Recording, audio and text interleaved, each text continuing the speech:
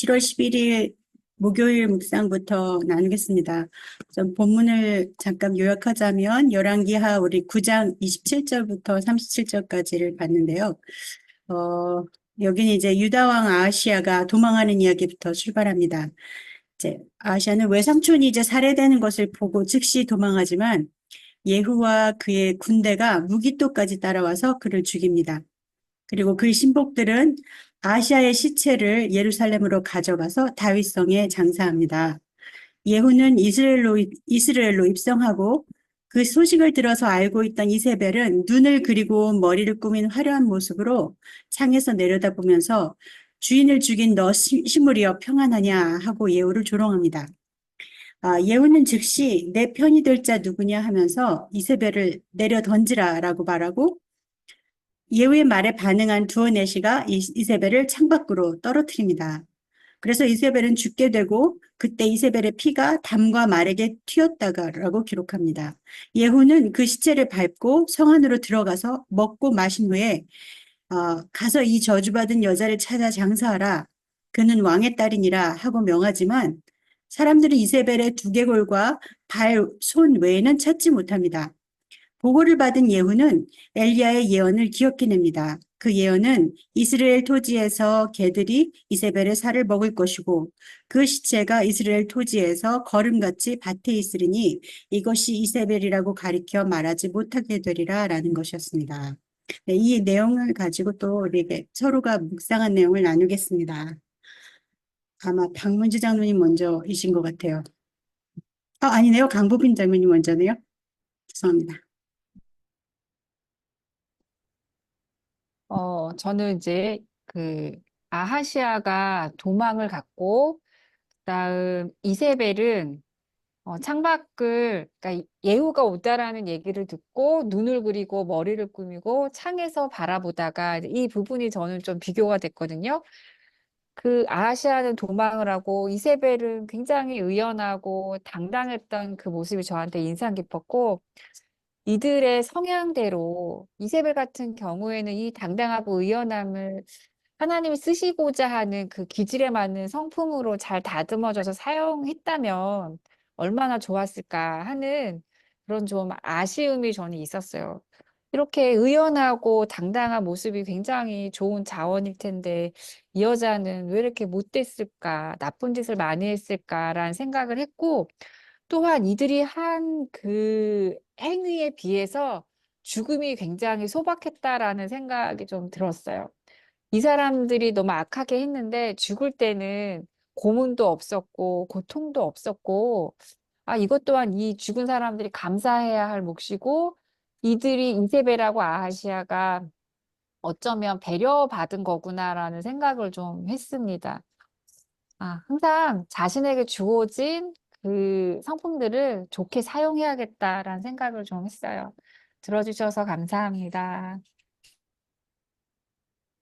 이렇게 나눠주셔서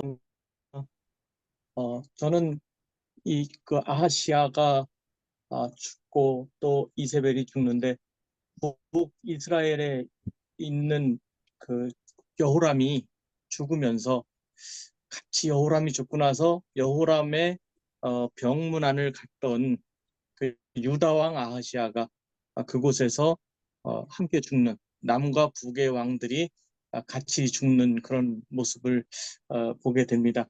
근데 그렇게 죽었음에도 불구하고 남유다의 왕 아하시아는 다윗성에서 장사를 지내는 그런 모습, 또 이세벨 같은 경우는 북이스라엘의 왕으로서 또 시돈에서부터 바알을 들여와서 이스라엘을 멸망의 길로 들어가게 아주 한 그 가장 중심에 있는 그 여인으로서 이렇게 또 하나님의 그 정하심에 의해서 미리부터 예언했던 대로 그 죽음을 당하고, 또 그 죽음을 당하는 그 장소가 미리 그 예언된 그 장소에서 죽음을 당하고, 또 그렇게 예언된 대로 개들이 먹을지라라는 그 말대로 해갖고 그, 그 짐승들이 다 그렇게 살을 뜯어먹고 결국은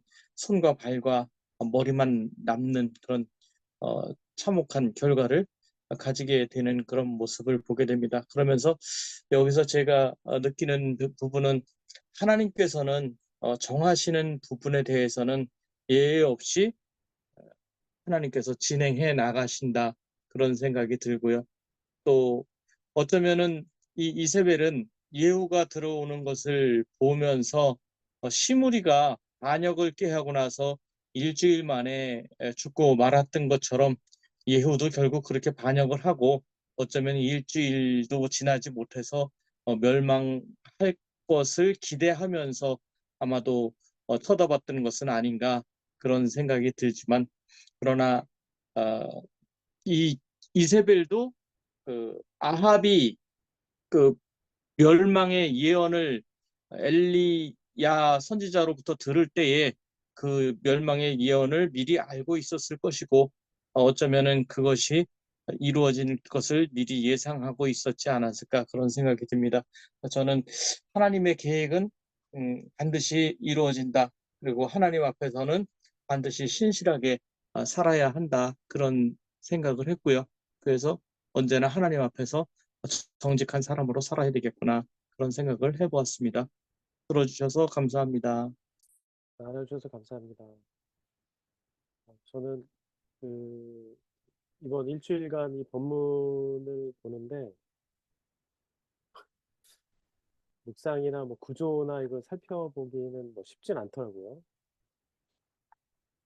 그래서 이렇게 깊이 들여다보지는 않았고요. 저는 이제 이 장면 보면서 영화 대부의 시작 부분이 아닐까. 영화 대부에서, 영화 대부 다들 보셨나요? 영화 대부에서 이제 복수의 시작, 이세벨의 죽음으로 인해서 복수가 시작이 되고, 다음 묵상에 이제 차례차례 죽임을 당하는 사람들이 나오는 게 꼭 영화 대부 같다는 생각이 들었고요. 그리고 이세벨이 이제 죽었는데, 분명히 이세벨로 인해서 유익을 얻은 사람이 있었을 텐데, 그 사람에 대해서 나오지 않고 이세벨만 죽었거든요.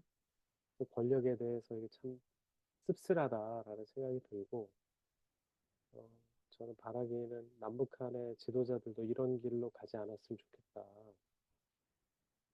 우리나라 대통령들도 사실 대통령 이후의 삶이 건강한 사람이 많지 않잖아요. 대통령 자녀들이 뭐 감옥에 간다던가 이렇게 어, 좋지 않은 일들이 좀 많이 있는데 남북의 지도자들이 이렇게 되면 안 되겠다 이런 생각이 들었고 또 예후의 모습을 보면서 나중에 이제 계속해서 뭐 예후에 대해서 나오긴 하겠지만 예후의 이런 강인한 태도 그 적에 대해서 전혀 일말의 긍휼함도 없이 불쌍한 마음도 없이 이렇게 몰아붙이는 이런 카리스마가 하나님이 그래서 예후를 사용하신 것이 아닌가 그런 생각이 들었습니다. 네, 들어주셔서 감사합니다.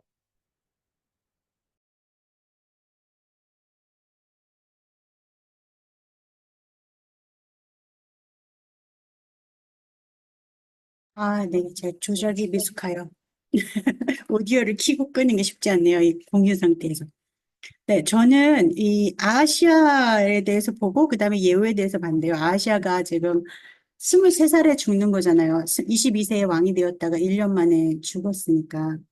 그래서 청년인데 23세로 삶을 마감한 청년 아시아는 사실 왕으로서는 어떤 일도 제대로 할 수 있는 그런 할 새가 없었는데, 그런데 그 삶을 평가할 때는 악한 왕으로 평가가 되잖아요. 그래서 그는 회개할 기회도 없었고, 그냥 청년으로 왕으로 서서 1년 딱 있었지만, 그가 맞이한 아내와 그의 어머니에 의해서 평가되는 그 여로보암의 길로 행한 왕으로, 다윗의 길이 아닌 여로보암의 길로 행한 왕으로 평가되는 것을 보면서 생각하게 된 것은 이제 몇 년, 몇십 년을 사느냐가 중요한 것이 아니라 나의 모든 삶의 순간이 하나님 앞에서 살아가는 삶인가 아닌가. 1년이어도, 23년이어도, 뭐, 수개월이어도 하나님 앞에서 살아가는 삶. 그것이 하나님이 기억하는 삶이고, 하나님 안에 있는 그러니까 하나님 나라에서 기억되는 삶이겠다 이런 생각을 했습니다. 그래서 하나님을 경외하는 삶을 사는 오늘 하루가 되자 이렇게 제가 묵상에다 썼었고요. 예후에 대해서 생각할 때는 예후가 뒷부분에 이제 엘리야의 예언을 기억해내잖아요. 이세벨의 일을 보면서. 그런데 그렇게 됐다면 자기의 눈으로 예언이 성취되는 것, 하나님의 사람이 한 예언이 성취되는 것을 보았다면 그 순간은 사실 그 마음은 하나님을 인식할 수 있는 되게 중요한 순간이었을 텐데 이 뒤에 이야기 다 아시지만 보면 그가 하나님 앞에 돌아오지 않았거든요. 역사를 주관하시는 하나님 앞에 엎드려질 수 있는, 꼬꾸라질 수 있는 너무 중요한 순간이었는데도 그렇게 하지 않았어요. 그래서 그걸 보면서 하나님을 경외하고 인정할 수 있는 순간순간이 우리 삶 가운데 있는데 삶 속에서 이제 하나님의 임재를 경험하는 이거 하나님이 하신 일이야. 아니면 하나님이 이걸 말씀하시는 것 같아. 그러면 하나님이 약간 가까이 다가오는 것 같은 느낌을 받을 때가 우리 삶 가운데 있을 텐데 그때 그것을 그냥 놓치지 말고 더 깊이 나아가야겠다. 예후의 예를 보면 너무 놓친 것 같아요. 너무 놓치고 그 다음에 자기에게 주어진 그 왕좌를 누리고 왕권을 누리고 권력을 누리고 하는 것으로 그냥 취해서 들어가잖아요. 근데 그게 아니라 하나님이 가까이 다가오시는 것을 느끼는 그 순간순간을 놓치지 말고 제가 이제 묵상에 쓴 거는 더 깊이 나아가기 위해 주님의 다가오심을 기대하자. 이렇게 썼습니다. 들어주셔서 감사합니다.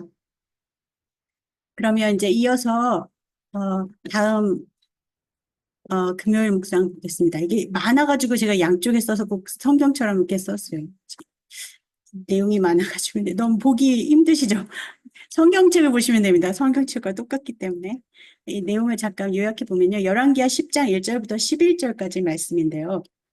예후가 사마리아에 있는 이스라엘 귀족들에게 이제 편지를 쓰는 내용이 나옵니다. 편지를 보냅니다. 그들은 아합의 자손들 70명을 돌보고 가르치던 장로들과 교육하는 자들이었어요. 그들에게 이제 편지를 써서 그 편지에는 뭐라고 되어 있냐면 아합의 아들들 중 왕이 될 만한 자 하나를 택해서 왕으로 삼고 이 예후의 반란군에 대항해 보라는 편지였습니다. 이스라엘 왕과 유다 왕이 동시에 예후에게 죽임당한 것을 사실 이미 다 그들은 알고 있었을 거예요. 그런데 그렇기 때문에 이제 이 편지를 받았을 때 그들의 반응은 몹시 두려워요. 예후에게 이제 이렇게 답합니다. 우리는 당신의 종이라 당신이 말하는 모든 것을 우리가 행하고 어떤 사람이든지 왕으로 세우지 아니하리니 당신이 보기에 좋은 대로 행하라 하고 말을 전하죠. 예후는 그들에게 내 편이 되어 내 말을 들으려거든 너희 주의 아들 된 사람들의 머리를 가지고 내 이맘때 이스라엘로 오라 라는 편지를 다시 보내게 됩니다.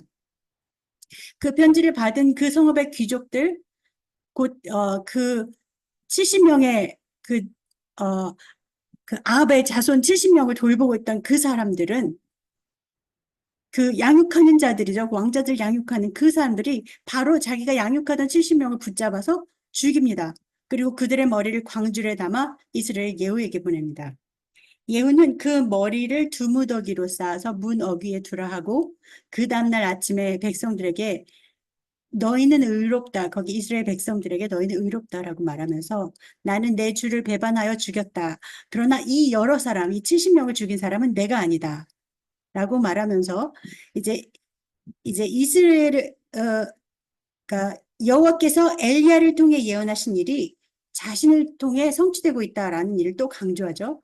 그리고 이스라엘에 남아있는 아합 집에 속한 사람들을 모두 다 죽이는 일을 하게 됩니다. 그래서 그 이스라엘 성 가운데 있었던 귀족들, 신뢰받는 자들, 제사장까지도 다 죽여서 생존자를 남기지 않았다라고 성경은 기록합니다. 자, 이게 오늘의 내용인데요. 이 내용을 가지고 묵상을 나누겠습니다. 네, 저는 1절에 교육하는 자들에게 전하니 5절 왕자를 교육하는 자들이 6절 곧 그들을 양육하는 자들과 해서 이 왕자들을 교육을 했다고 하면은 스승일 텐데 이 스승이 자신의 제자들을 그 한순간에 죽였다라는 게 아무리 이 왕자들이 이 아빠가 나쁜 사람이라 할지라도 좀 이해가 안 됐어요. 선생님인데 어떻게 자기 제자들을 그렇게 순간에 죽일 수 있을까 생각을 하면서 분명히 왕자들 중에도 성품이 좋은 사람들도 있었을 터인데 어떻게 이렇게 죽였을까 묵상하면서 어떤 생각이 들었냐면은 이 사람들은 하나님을 신뢰한 것이 아니라 예후가 두려웠기 때문에 자기네가 살기 위해서 왕자들을 죽인 것이다라는 생각이 좀 들었어요. 그리고 간사하다라는 생각을 하면서 이렇게 살면은 안 되겠다 생각을 좀 했습니다. 그리고 주님의 일을 할 때 이것이 주님의 뜻을 이해하면서 하는 것과 그다음에 남의 시선이 두려워서 내가 살기 위해서 하는 일은 천지 차이다라는 생각을 좀 했어요. 왜냐하면 11절에 예후가 아합의 집에 속해 이스라엘에 남아 있는 자들 다 죽이고 그래도 여기에는 남아 있는 자들이 있었고 또 그의 귀족들과 신뢰받는 자들과 제사장들을 죽이되 이 사람들은 그래도 남아 있었다라는 거죠. 금세 배반하지 않고 남아 있었기 때문에 죽임을 당했고 왕자들을 교육했던 이 사람들은 예후의 편에 서서 금세 그 왕자들을 죽였다라는 그 사람에 대한 신의가 있는 사람과 없는 사람의 또 차이였던 것 같아요. 아무리 악당이라고 해도 내 편은 있어야 되잖아요. 근데 너무나도 쉽게 사람을 배신하는구나라는 생각이 들어서 좀 씁쓸했던 부분이었어요. 그리고 항상 마음의 중심에 주님을 갖고 중심에 주님을 두고 이것이 하나님의 뜻인지 아닌지 분별해 가면서 해야겠다. 나 살겠다고 바로바로 이렇게 간사하게 신의를 저버리는 행동은 하지 말아야겠다라는 생각을 좀 했습니다. 들어주셔서 감사합니다. 나눠주셔서 감사합니다. 저는 이 10장 1절, 11절 말씀 속에서 그 아합의 아들 70명이 모두 죽임을 당하는 그런 상황, 또 예후가 그들에게 누구든지 나와서 왕으로 세우고 그 너희 주의 집을 위해서 싸울 테면 싸워보라 하고 강하게 요구하는 장면은 예후의 뒤에는 하나님이 있는 것을 알았기 때문이다 이 생각이 들고 예전에 이 부분에 대해서 그 성경 전체를 잘 맥락을 모르고 이 부분을 읽을 때 이렇게 예후같이 그 훌륭한 그 왕도 북이스라엘에 있었구나. 그러고 나서 이 예후가 이 일을 하고 뭐 다음 이제 그 말씀에 나오지만은 예후는 충분히 그 하나님으로부터 또 칭찬받는 그런 일을 하는 그런 부분들도 봅니다. 그리고 저는 3절에 주목을 해서 보게 되었는데 3절에서 예후는 너희 그의 아들들 중에서 어질고 정직한 자를 택하여 왕자에 두고 또 주의 집을 위해서 싸우라 이렇게 얘기합니다. 그런데 이 아합에게서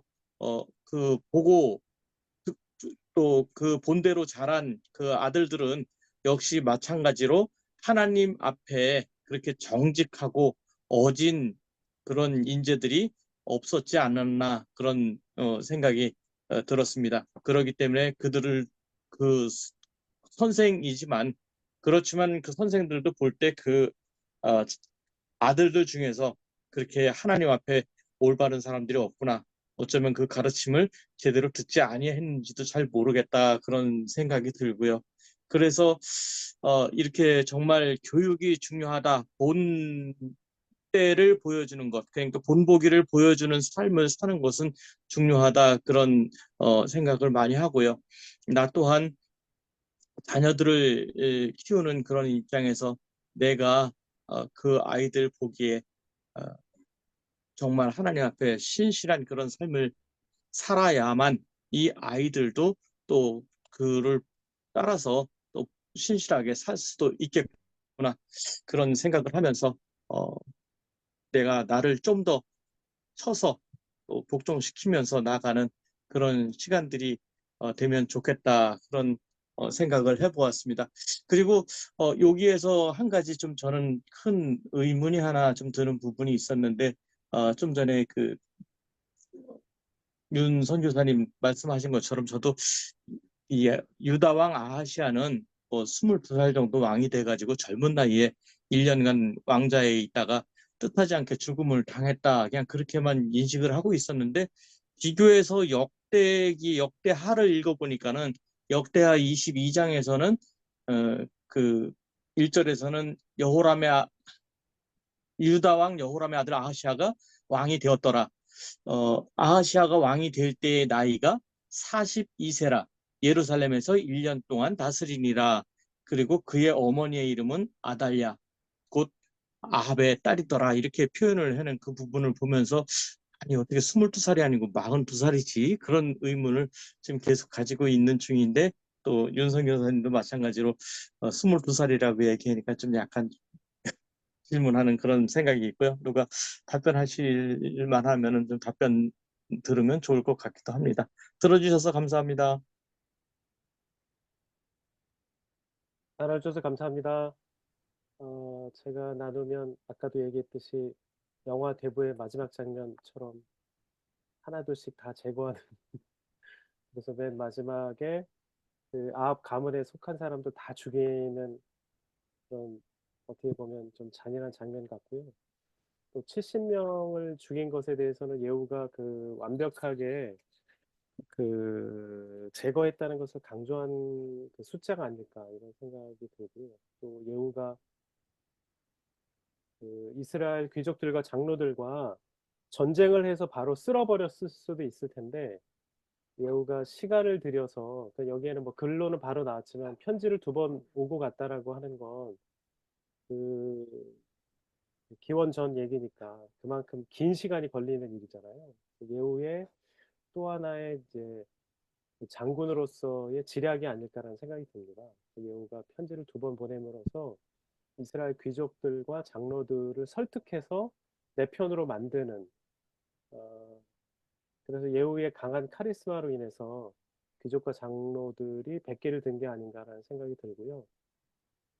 아까 그 강보민 자매님 나누셨듯이 70명의 섬겨준 그 성업 지도자들의 모습, 그러니까 스승, 그 70명의 왕자들에 대한 스승, 그게 인간의 강교한 모습이라는 생각이 드는데, 그 폴란드로 간 아이들이라는 다큐멘터리가 있어요. 그 북한에서 전쟁 났을 때 그 전쟁 고아들을 북한이 수교를 맺고 있는 여러 나라에 보내거든요. 그 폴란드로 간 아이들은 이제 그 전쟁 고아들이 폴란드 사람들이 이제 전쟁 고아들을 돌보고 1960년대에 다시 돌려보낸 그런 내용을 담고 있는데 그 폴란드 사람들이 지금까지도 그 전쟁 고아들에 대해서 막 눈물 흘리면서 그리워하는 모습이 나와요. 그래서 저는 그것도 보면서 진짜 70명의 아이들을 이렇게 키웠으면은 아기 때부터 키웠을 텐데 이거 좀 잔인하다. 인간의 그 정말 간교한 모습이 아닐까라는 생각이 들고 또 그 예후가 마지막에도 그 자기가 이렇게 잔인하게 했던 것에 대해서 하나님의 말씀 예언의 성취로 변명을 하는 것처럼 보이는데 제 생각에는 예언에 대해서 얘기를 하지만 자기의 믿음이 어디에 있는가 나의 믿음이 하나님께 있고 뭐 내가 그래서 하나님 말씀대로 순종한다라는 그런 고백이 있었으면 좋지 않았을까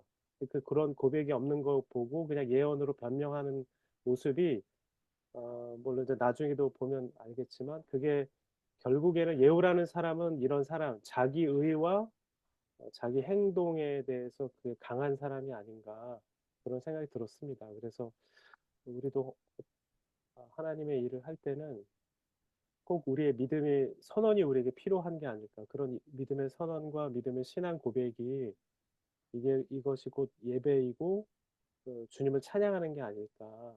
그래서 저는 이제 요 구절 보면서 예후가 하나님을 찬양하는 것이 빠짐으로 인해서 예후의 그 중심 모습을 드러냈다라는 생각이 들었습니다.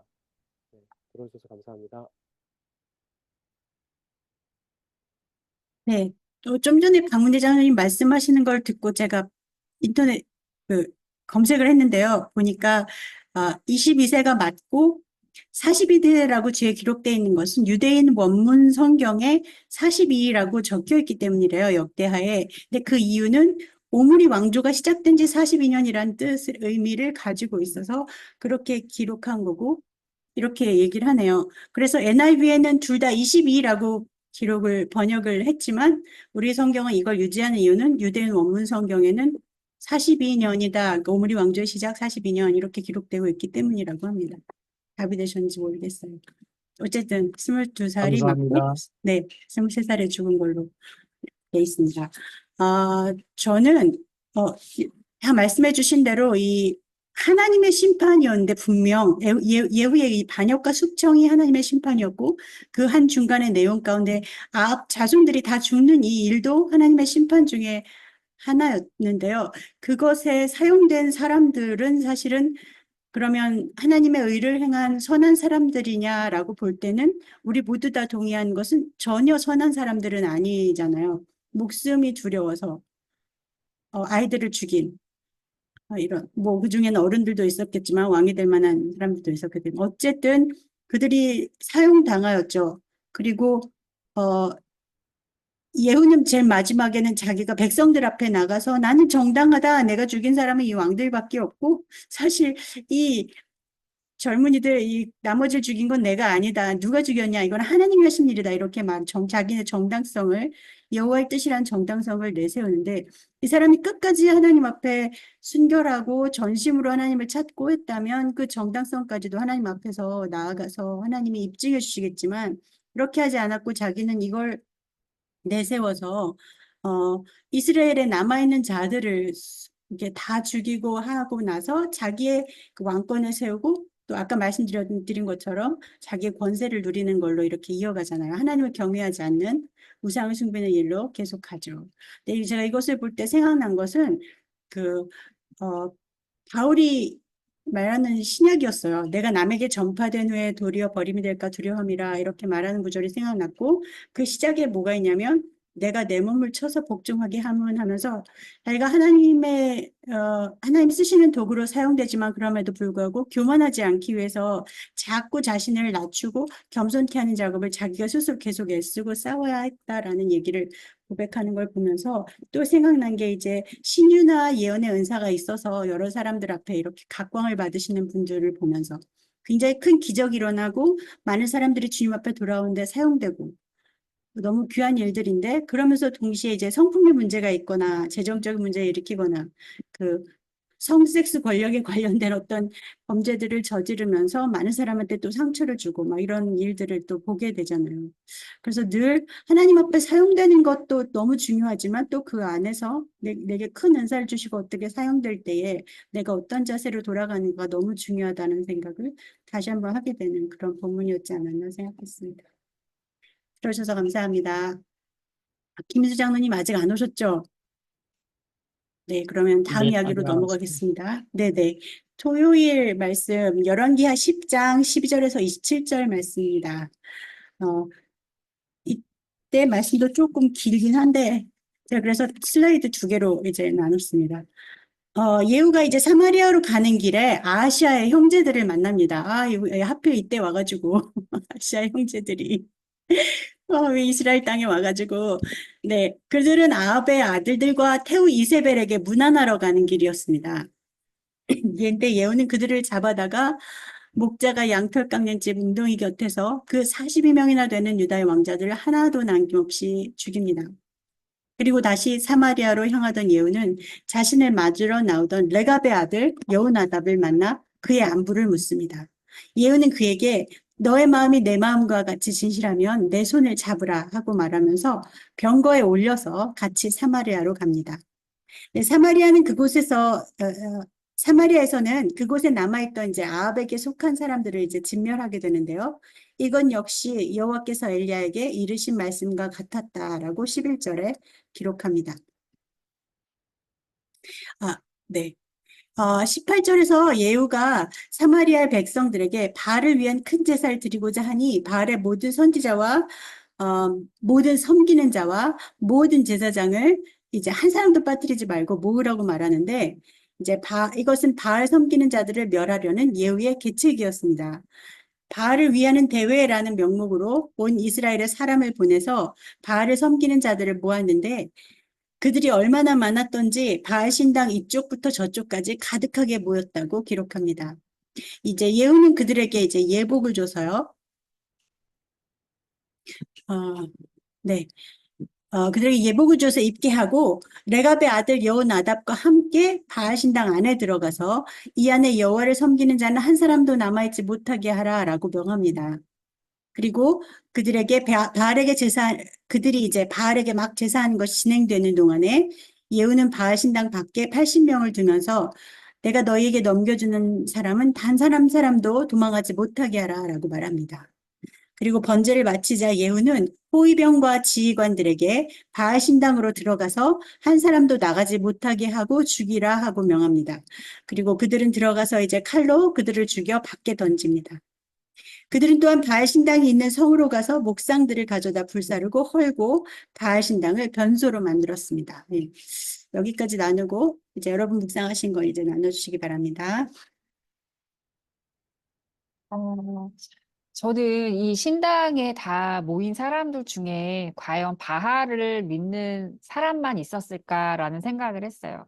목숨을 연명하기 위해서 여기에 간 사람도 있었을 거라는 생각을 했고, 또한 그러다가 이제 죽임을 당한 거죠. 그리고 27절에 저는 이 부분이 너무 웃겼어요. 바알의 목상을 헐며 바알의 신당을 헐어서 변소를 만들었더니 이 부분이 너무 웃겼던 게 뭐냐면 결국엔 우리가 최선을 다해서 정말 섬기는 그 우상이 결국에는 변소 정도였다라는 것이 저는 너무 웃겼고 그 구차한 목숨 유지하겠다고 이렇게 신당을 만들어서 막 정말 귀신에게 막 이렇게 귀신이나 아니면 또는 뭐 나의 사소한 것들이 우상이 되어서 거기에 최선을 다하는 모습들이 참 구차하다 이런 생각이 들면서 다 무의미하게 좀 느껴졌던 것 같아요. 그리고 그 위에서 다 보고 계시는 하나님이 계신데 왜 우리가 이 변소반도 못한 게 하나님을 여기며 살고 있을까 이런 생각도 했고 제 안에 우리 아이들한테 정말 물려줄 수 있는 믿음의 유산을 주어야겠다. 카타콤의 믿음을 가져야겠다. 이런 생각을 좀 하게 되었습니다. 들어주셔서 감사합니다. 나눠주셔서 감사합니다. 저는 이 10장 12절부터 나오는 세 가지의 이야기들, 그래서 아하시아의 형제들이 42명이 모두 죽임을 당하는 장면, 그리고 레갑의 아들 여호나답이 예후와 손을 잡는 장면, 그리고 마지막에 예후가 바알의 선지자들을 계책을 이용해서 속여서 모두 다 없애버리는 장면. 그런데 저는 10장 16절에서 있는 이르되 나와 함께 가서 여호와를 위한 나의 열심을 보라. 그렇게 하는 그 부분이 좀 마음에 닿았습니다. 왜냐하면은 어, 하나님께서 하시는 생각과 우리들의 생각이 조금 다른 것은 예전에 그 사울에게 아말렉을 가서 진멸하라 그렇게 얘기했는데 사울이 그 부분에 대해서 순종하지 못해서 하나님으로부터 버림을 당했던 그런 내용도 기억이 나고요. 그런데 정말 이 예후는 지금 그 하나님을 통해서 기름 받고 그 기름 부음을 받고 왕이 된 사람. 물론 그 여로보암도 그 엘리야를 통해서 그렇게 받고 왕이 되었지만 여로보암이나 또 아니면은 아하사의 집안들이 모두 당했던 것 같이 지금 이 오므리의 집안도 완전 다 멸절을 당하는 그 상황 속에 들어있는데 이것은 하나님이 원하시는 길이 아닌가 그 생각이 들거든요. 그래서 예후는 정말 자신이 하나님께 기름 부음 받은 자로서 또 엘리야 선지자에게 예언을 받은 또 명령 받은 그 명령을 정말 한치도 흐트리지 않고 이루기 위해서 엄청 노력을 하고 있구나. 그래서 이 레갑의 아들 여호나답인데 이게 예레미야에 나왔던 35장에 나온 그 레갑의 그 명령을 따라서 그들이 그렇게 늦게까지 그 포도주를 마시지 말고 장막을 짓지 말라는 명령을 이스라엘 그 후손들이 지켰던 것처럼 하나님이 비교했던 그 장면이 나오는데 그 레갑이 맞는지 여부는 알 수 없지만 어쨌든 그런 신실한 레갑의 아들 여호나답을 만났기 때문에 그 여호나답을 통해서 예후가 손을 잡고 여호와를 위한 열심을 행하기 위해 하는 그런 모습을 쳐다보면서 정말 이 예후가 끝까지 여호와를 신뢰하면서 저 마음을 끝까지 지켰더라면 어땠을까 하는 그 생각이 강하게 들거든요. 그래서 지금 내 자신도 신앙생활을 하면서 나 나름대로는 여호와를 위한 열심을 낸다고 열심을 하고 있는데 이 믿음이 중간에 변질되지 않고 끝까지 유지되어야 되겠구나 그런 생각이 들고 또 이 예후가 지금 이런 부분들을 다 이루고 그리고 다 성취하고 그리고 모든 것이 자기의 뜻대로 되고 잘 되는 가운데 결국은 잘 되니까 그 중에서 교만이 틈타는 통에 그것으로 인해서 예후도 결국은 멸망당하는 그런 모습을 보면서 내 자신도 주님을 신뢰하면서 내게 형통한 복이 왔을 때 내가 그것을 정말 잘 지키면서 그것을 내 자신의 공적으로 돌리지 않고 내가 교만하지 않는 삶을 살아야 되겠구나. 이 예후의 나중에 후 이야기를 쳐다보면서는 내 자신이 어, 내 말씀의 신뢰를 끝까지 지켜나가자. 여호와를 향한 내 열심이 끝까지 변질되지 않는 삶을 살아가자. 이런 생각을 해보았습니다. 들어주셔서 감사합니다. 나눠주셔서 감사합니다. 저는 여기서 이제 16절을 주목하게 되는데요. 이르되 나와 함께 가서 여호와를 위한 나의 열심을 보라 하고 이에 자기의 병거를 태우고 이게 이제 예후를 보여주는 모습이라고 생각합니다. 그러니까는 사람 앞에 이렇게 뻐긴다고 해야 될까요? 사람 앞에 이렇게 정당성을 드러내는 이게 이제 세번역에 보면 16절에 예후가 나답을 자기 병거에 태워 나란히 앉혔다라고 되어 있거든요. 그러니까는 저도 이제 검색해 보니까 레갑 자손들이 집을 짓지 않고 포도원하고 포도밭을 사지 않고 포도주를 입에 대지 않고가 여호나답의 예언이라고 하더라고요. 그러니까 여호나답은 여호나답이라기도 하고 요나답이라고 하기도 하는데 이 요나답의 예언으로 인하여서 레갑 자손이 집 장막을 짓지 않고 포도원과 포도밭과 포도주를 입에 대지 않는 그런 이제 개혁가였는데 예후도 역시 이제 이런 요나답 이런 이 나의 개혁이 하나님으로부터 왔다라는 그 정당성 또 어떻게 보면은 하나님의 사람 앞에 잠깐 자기 자신을 이렇게 뻐기려고 하는 모습 뭐 그런 사람이 이제 자기의 업적이나 이런 거를 자랑하려고 하잖아요. 또 앞에서도 얘기했듯이 자기 변명, 자기 정당성 을 나타내는 그래서 예후가 물론 이렇게 개혁들을 잘 해 나가지만 예후의 신앙 고백과 하나님을 찬양하는 모습 근데 여기서는 사실 예후가 예배하는 모습은 나와 있지는 않거든요. 그래서 정말 우리가 예배하는 것이 중요하구나라는 생각을 다시 한번 하게 됐습니다. 들어주셔서 감사합니다. 감사합니다. 네, 저도 이제 레갑의 아들 여호나답에 조금 집중하였는데요. 예후가 이제 레갑의 아들 여호나답을 같이 가자고 해서 같이 이제 바알의 신당에 들어가는 장면이요. 왜 그 신당에 레갑의 아들 여호나답을 끌고 들어갔을까? 데리고 갔을까?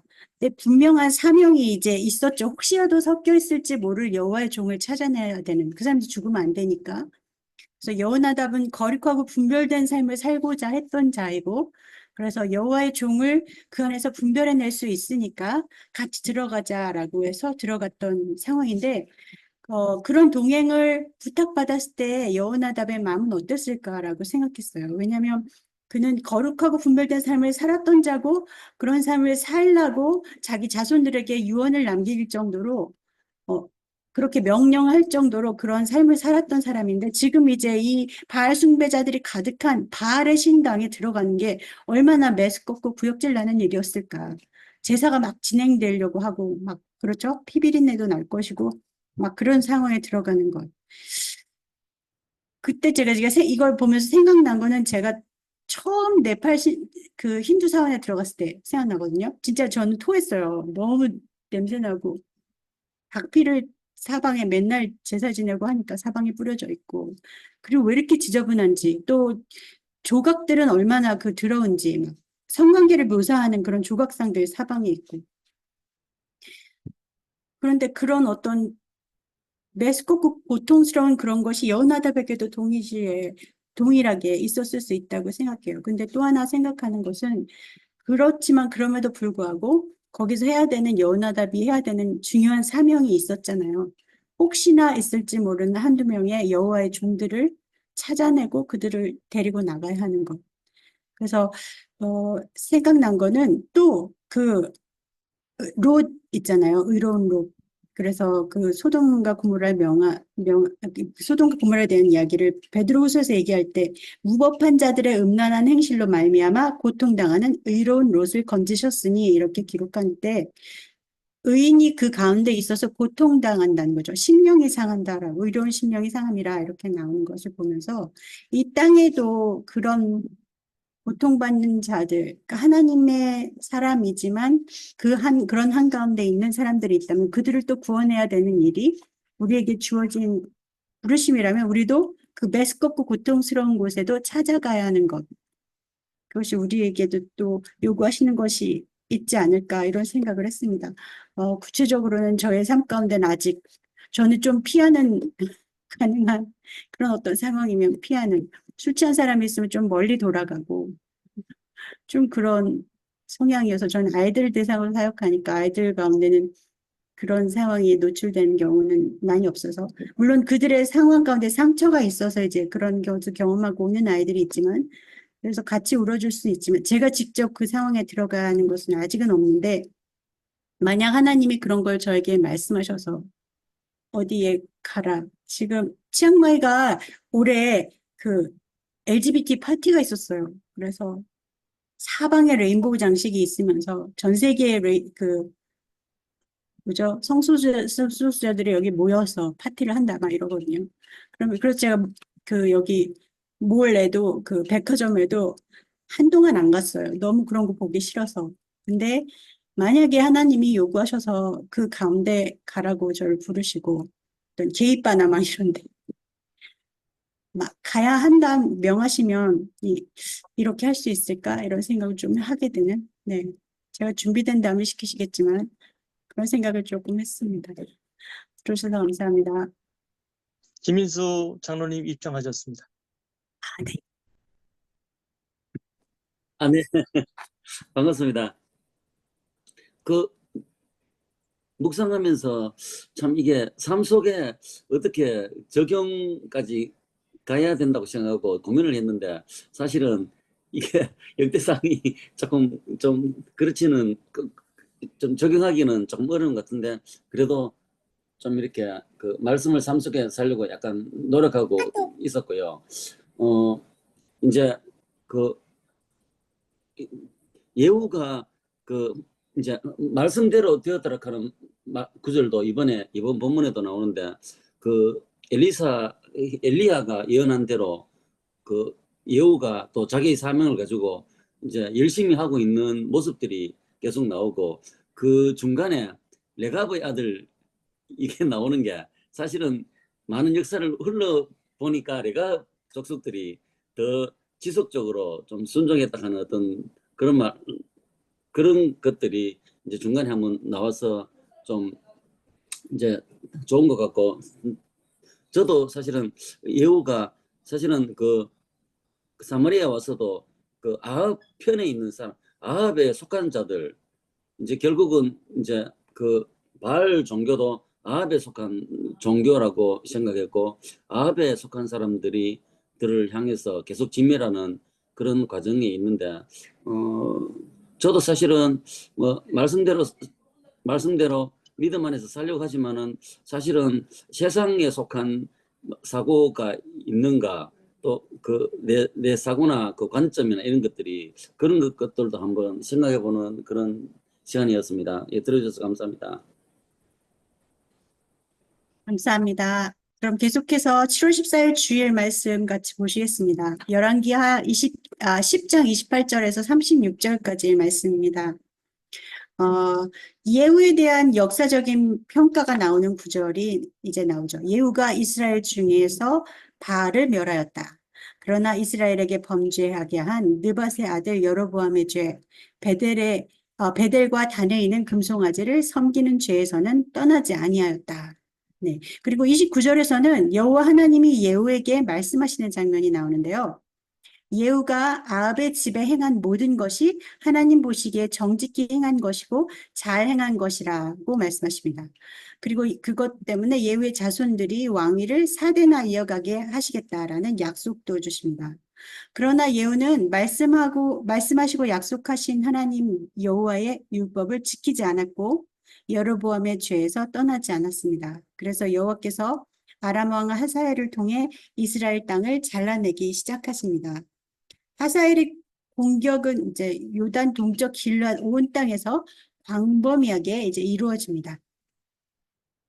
예후는 28년 동안 사마리아에서 이스라엘을 다스리다 죽고 그 아들 여호아하스가 대를 이어 왕이 됩니다. 네. 이 말씀을 가지고 묵상하신 부분을 이제 나누시겠습니다. 강부빈 장로님 먼저 해주세요. 네, 저는 그 30절에서 여호와께서 예후에게 이르시되 내가 나보게 정직한 일을 행하되 잘 행하였다.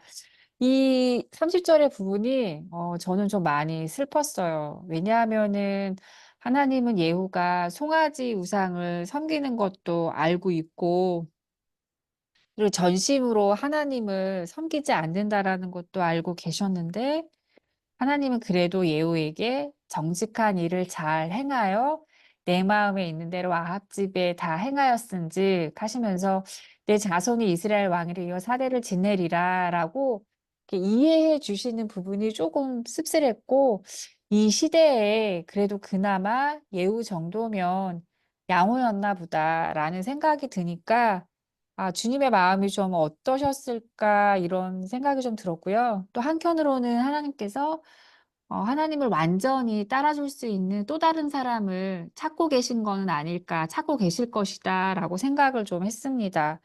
그러면서 한 번 왔다가는 인생인데 믿져야 본전 아닌가? 그냥 정말 능력자이신 하나님한테 맡겨보는 것도 괜찮은 인생이겠다. 계속해서 믿어라, 믿어라 하나님 말씀을 하시는데 왜 믿지 않을까? 전심으로 하나님을 믿다가 가는 것도 좋은 삶이겠다라는 좀 생각을 했습니다.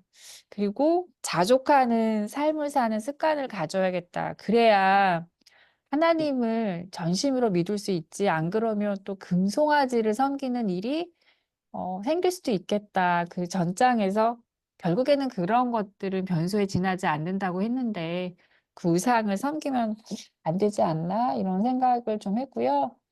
전심으로 하나님한테 나의 모든 염려를 맡기고 하나님을 따르는 삶을 살아야겠다. 다시 한번 좀 다짐했던 장이었습니다. 들어주셔서 감사합니다.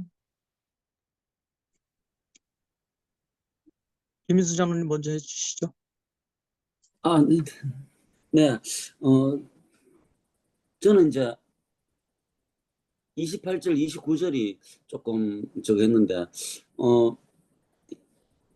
예후가 이제 지금까지는 참 열정적으로 그 엘리야가 예언하는 것을 아합의 집에 성실히 하는 모습을 보였는데, 28절부터 이제 그 이스라엘 중에 바알도 멸하고 아합 집에 속한 자에 대한 그 예언도 성취했지만은 29절에 이제 그 베델과 단에 있는 금송아지를 섬기는 죄는 떠나지 아니었다 하였더라. 제가 조금 좀 의아한 게 예후가 이게 죄인지 알면서 안 떠난 건지 아니면은 이제 그 이게 뭐 죄인지 뭔지도 모르고 그냥 이렇게 모르고 했는 건지에 대한 어떤 그런 생각이 좀 들어가지고 저도 사실은 참 무의식 중에 어떤 이게 옳은 건지에 대한 것들이 진짜 참 이렇게 조심스럽다 하는 그런 생각을 하는 본문이었습니다. 예, 들어주셔서 감사합니다. 나눠주셔서 감사합니다. 저는 이제 그 최종적인 예후의 평가가 나오는 오늘 말씀 속에서 두 번 연속되는 그 금송아지를 섬기는 죄에서는 떠나지 아니하였더라. 그러나 전심으로 여호와의 율법을 지켜 행하지 아니하며 그 죄에서 떠나지 아니하였더라라고 얘기하는 그 안타까운 장면 속에서 방금 그 김인수 장로님 말씀하신 것처럼 금송아지를 섬기는 이 죄가 정말 그 여로보암이 왕이 되자마자 단과 브엘세바에 세웠던 금송아지, 이 금송아지가 여호와라고 인식을 시켜놓고 지금 100년 가까이 조금 100년 조금 안 되나요? 어쨌든 그 100년 가까이를 이렇게 지내왔기 때문에 그 예후는 태어날 때부터 그 금송아지가 어쩌면 하나님일 거라고 생각을 하고 지냈을 수도 있겠다 하는 생각이 들거든요. 그런데 지금 우리들의 삶 속에서도 어쩌면은 우리들은 정말 하나님의 말씀을 잘 지키고 있다, 온전히 지키고 있다 그러면서도 우리도 모르게 하나님께서 그 행하시지 않는 그런 일들을 갖다가 더 집중해서 그 하는 일들은 있지 않는가 그런 부분들을 좀 점검해 봐야 되겠다 하는 생각이 들거든요. 누군가가 이야기하기를 십자가도 우상이다라고 이야기하는 것처럼 그 십자가의 그 의미를 갖다가 되새기는 부분에는 문제가 없지만은 교회당에 십자가가 없으면 교회가 아니다. 왜 십자가를 안 세우느냐 이런 걸 가지고 이야기할 때 정말 그 십자가가 저기 했다. 또 오래 예전에 들었던 이야기지만 십자가는 꼭 예수님의 피를 상징하는 빨간색이어야지 어떻게 빨간색이 아닌 십자가를 교회당에 세울 수가 있느냐 이런 부분을 가지고 싸우던 그런 예전의 일들을 한번 되새겨 보면서 정말 우리들이 생각하는 그 부분 그것이 정말 여호와 하나님께서 우리를 구원하시고 그 아들 보내주셔서 그 피로 우리의 죄를 사해 주셨다는 그 본질이 중요한 건지 정말 그 십자가의 색깔이 중요한 건지 십자가가 있고 없음이 그렇게 중요한 건지 하는 그런 부분들을 해서 생각해 봤을 때 우리들이 가지고 있는 하나하나의 작은 인식들 그것 부분들을 과연 어떤 것이 옳다 그르다라는 그 판단들을 우리 스스로가 하는 것들이 문제가 있지 않나 그런 생각이 들고 정말 하나님께서 기뻐하시는 그 부분은 무엇인가 하나님께서 기뻐하시는 일은 어쩌면은 그런 모든 것보다도 더 워낙에 내 가까운 이웃들 또 내 주변에 있는 그들 어려운 그들에게 도와주고 나눠주고 함께 하라고 이야기하시는 그 말씀을 따라가는 것이 중요한데 그런 것들은 다 팽개쳐 놓고 오직 교회 가서 예배 드리는 것에만 정신이 차리고 그 하려고 하는 그런 모습들 내 이웃의 어려움은 쳐다도 보지 않고 그런 교회를 집중하는 그런 모습이 정말 하나님께서 원하는 그 모습인가 그런 생각을 하면서 조금 더 신중하게 하나님이 정말 원하시는 그런 부분들이 어떤 것인지 찾아가는 그런 삶을 좀 더 신중하게 살아야 되지 않을까 하는 생각을 해보았습니다. 들어주셔서 감사합니다. 나눠주셔서 감사합니다. 저는 그 이스라엘 왕 중에 선한 왕이 하나도 없었는데 여호가 금송아지를 섬기지 않고 여호와 율법을 따랐다면 유일하게 선한 왕이 될 수 있는 그 기록을 가질 수 있었는데 그걸 놓쳤다라는 생각이 들고요. 그리고 또 하나님께서 4대 자손까지 이스라엘 왕위를 지키게 해주시겠다. 그러니까는 자손이 끊어지지 않겠다라고 말하는 것도 감사한데 왕위를 4대까지 지키게 해주시겠다고 말한 것 자체는 엄청난 복이잖아요. 그런데 예후가 이것을 하나님의 신앙을 물려주지 못한 것, 이거는 참 안타깝고, 그리고 예후에게 여로보암의 죄로부터 돌아서지 못하였다라고 말한 것은 엄청난 이스라엘 역사의 수치가 아닐까. 그러니까는 예후는 거기까지야. 이렇게 그런 수치가 들어서 아쉽다. 그런 생각이 들었고요. 또 금송아지를 섬겼다고 하는 건 이 물질적인 풍요에 관한 것이 더 이제 강한데, 이것은 어떻게 보면 예후가 본인 의가 강했기 때문에 하나님의 신앙보다도 본인의 의가 너무 강해서 그런 모습이지 않을까라는 생각을 했습니다. 그리고 개혁을 이제 예후가 시도했는데, 개혁도 중요하지만 예후는 스스로 이제 예후의 교만이라고 생각하는데요. 그 개혁만으로 만족한 게 아닐까. 난 할 거 다 했어. 근데 사실 개혁이 아니라 정말 중요한 건 자손들에게도 신앙을 물려주려고 하는 건데, 예후가 그 개혁 자체만으로 만족했기 때문에 난 할 만큼 다 했어. 그것이 가장 예후에게 교만이자 가장 안타까운 부분이 아닐까. 네. 저는 자손이 4대는 아니지만 자녀가 4명이 있어가지고 찔림이 됐습니다. 이 자녀 4명에게 어떻게 신앙을 물려줄 것인가. 네, 들어주셔서 감사합니다. 감사합니다. 여러분들 나눠주신 거랑 비슷한데요. 28년이나 왕위에 있었던 예후. 그래서 30절에 예후가 이런 모든 일을 한 것들을 보시면서 네가 나보기에 정직한 일을 행하되 잘하였다.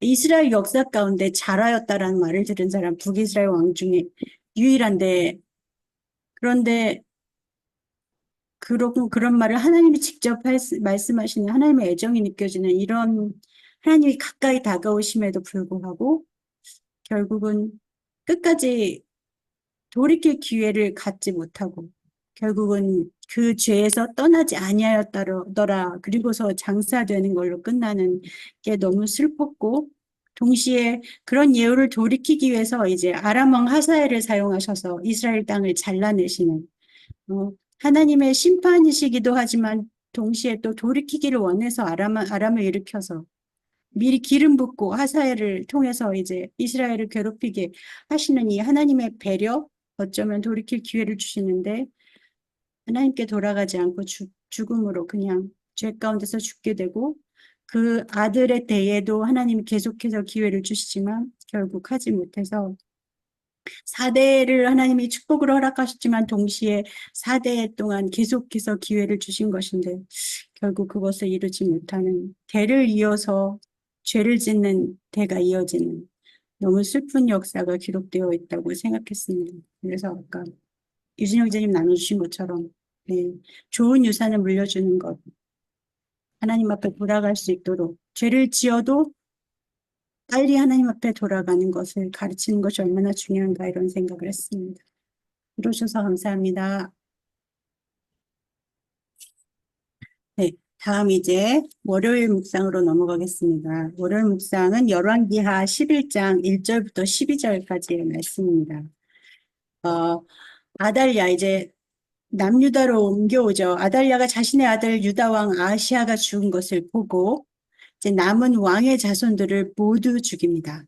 그때 이제 아하시아의 누이인 여호세바 공주가 아하시아의 갓난 아들 요아스와 그의 유모를 자신의 침실에 숨겨서 이제 요아스는 유일한 다윗의 자손으로 유모와 함께 여호와의 성전에 숨어서 자라게 됩니다. 그 기간 동안 아달랴는 스스로 여왕이 돼서 6년간 유다를 다스렸습니다.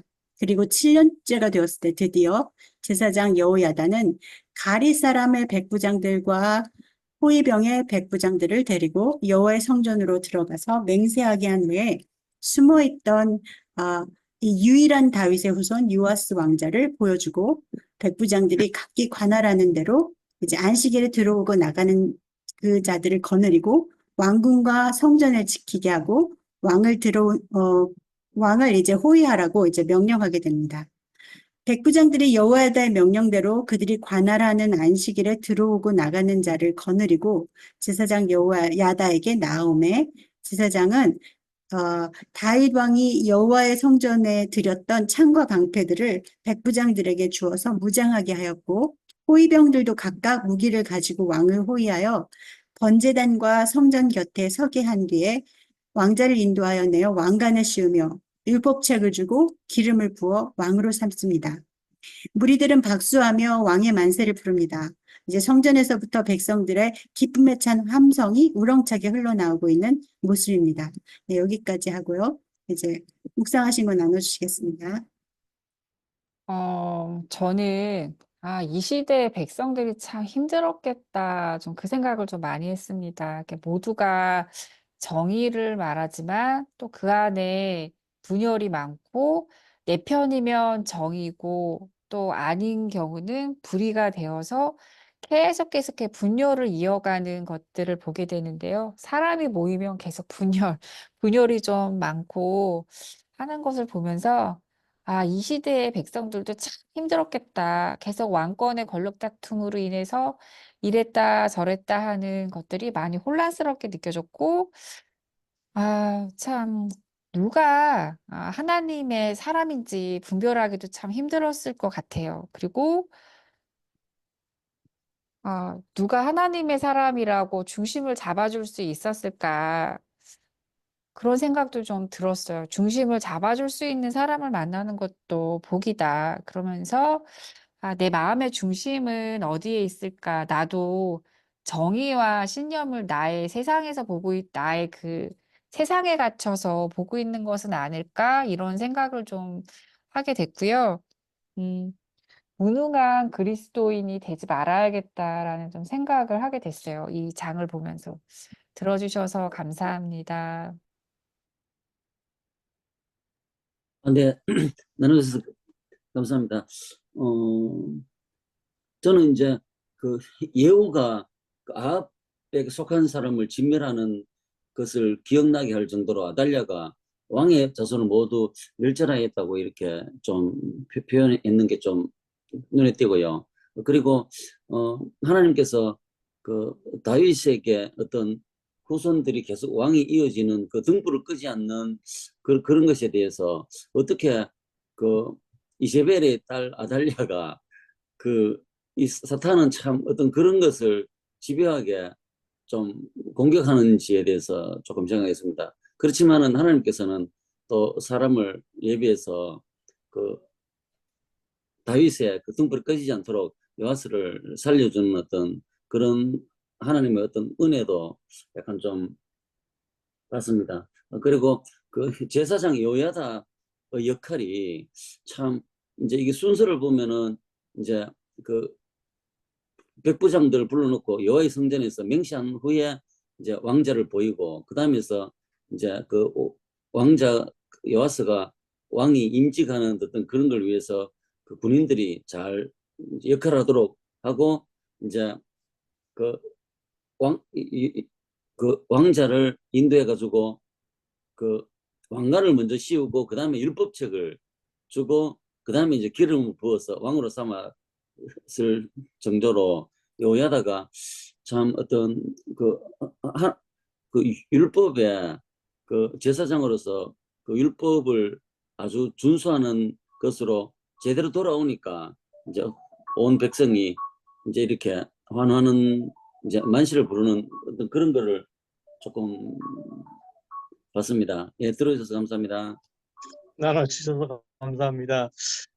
이 11장 들어오면서 이제 그 드디어 그 남유다에 나타나는 그 비극들, 남유다의 그 아하시아 죽고 또 아하시아의 형제들마저도 그때 맞춰 사마리아로 가다가 거기서 죽임을 당하고 또 예후가 이스라엘 그 북이스라엘의 왕족들을 전체 진멸을 할 때 하나님께서 보내주셔서 모두가 싹 진멸을 했는데 여기에서는 반대로 아달랴가 또 남유대의 모든 왕족들을 진멸을 하는 멸절하는 그런 모습을 보게 됩니다. 그런데 그 딸의 손길을 통해서 또 그 요아스를 살려주는 그런 모습을 보는데 조금 신기한 거는 6년을 숨겨줍니다. 근데 숨겨놓는 그 장소가 이전에 나타난 것처럼 그와 그의 유모를 침실에 숨겼다고 이야기합니다. 그러니까 성전에 숨겼고 침실에 숨겼고 그곳에서 아달랴는 7년을 통치하는데 7년 동안에 어떻게 그 성전을 한 번도 안 나갈 수 있었을까? 또 그 침실을 어떻게 뒤집지 않았을까? 그런 생각이 들고요. 얼마나 이것을 통해서 아달랴의 그 불신앙이 그게 쳤는지 볼 수 있는 그런 부분을 엿보았고요. 또 한 가지는 또 하나님께서는 또 지키시기로 정하신 그 자는 정확하게 또 지켜주시면서 어떤 상황에서도 또 지켜주는 그런 모습을 볼 수 있었습니다. 그리고 결국은 그 여호야다가 이제 그 요아스를 왕으로다가 세우는데 7년을 기다려서 왕을 세웁니다. 이때 여호야다의 나이는 여호야다가 그 후에 죽을 때 뭐 132세에 죽었다는 것을 기록으로 살펴봤을 때 또 요아스는 40년 동안 나라를 다스렸다고 생각했을 때 거의 100세가 가까운 나이인데 이렇게 나이와 상관없이 하나님을 사랑하고 하나님의 일을 지키고 하나님의 일을 신실하게 수행하는 그 부분은 나이는 관계가 없는 것 같다. 그리고 끝까지 그렇게 하나님을 일을 주관하면서 하나님 보시기에 합당한 삶을 산 그 여호와 야다의 그 모습이 한편 존경스럽다 그런 생각이 듭니다.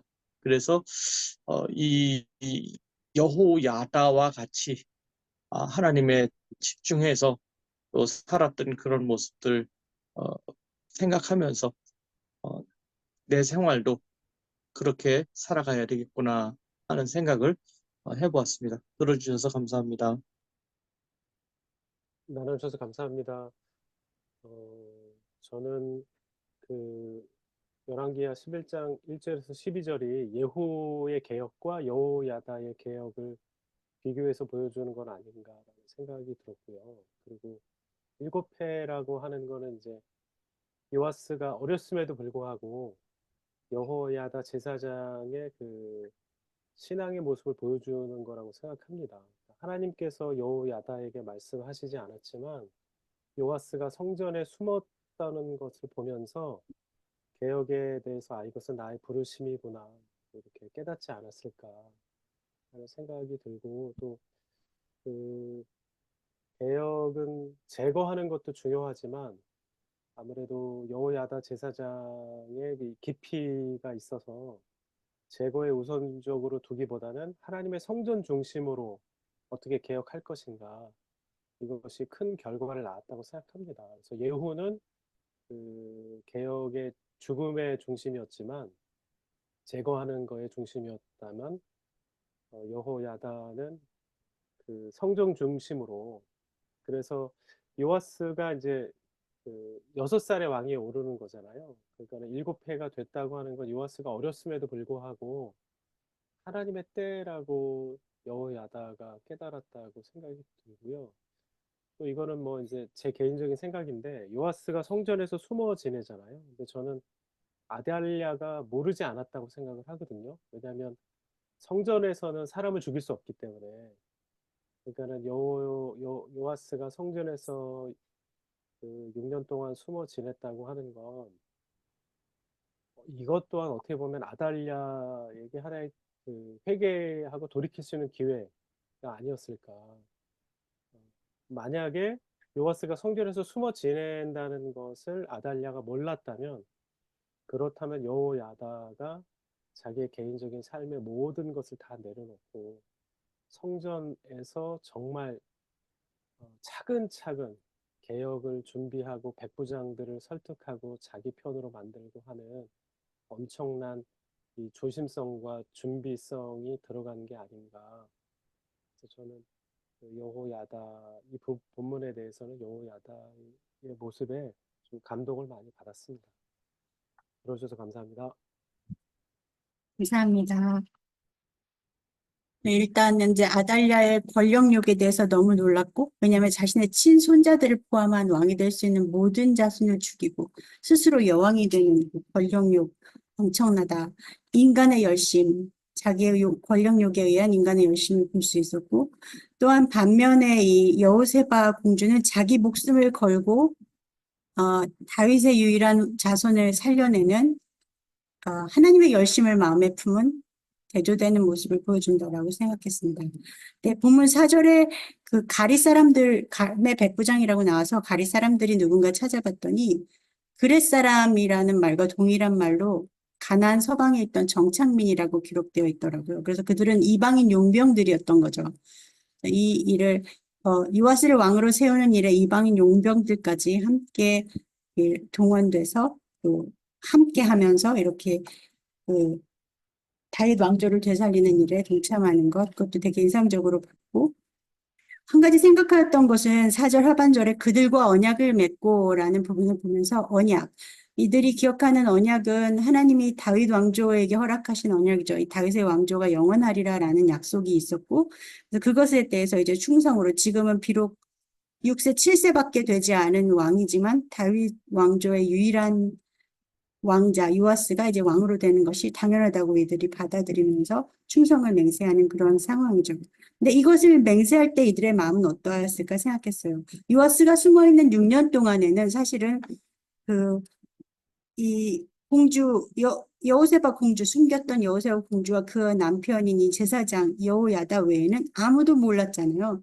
그렇다면 그 다윗을 향한 하나님의 약속을 기억하고 있던 사람들은 모두 다윗 왕조가 끝나버렸네. 아달랴가 여왕이 되는 것을 보면서 하나님의 약속이 이루어지지 않았네. 절망을 가지고 그 꿈이 좌절된, 소망이 좌절된, 약속이 꺾인 상태로 6년을 지냈을 건데 이제 이 순간 그 유일한 살아있는 왕자를 보면서 언약을 맺는 이 장소에서 그 약속을 기억했던 사람들은 얼마나 감격적인 순간이었을까.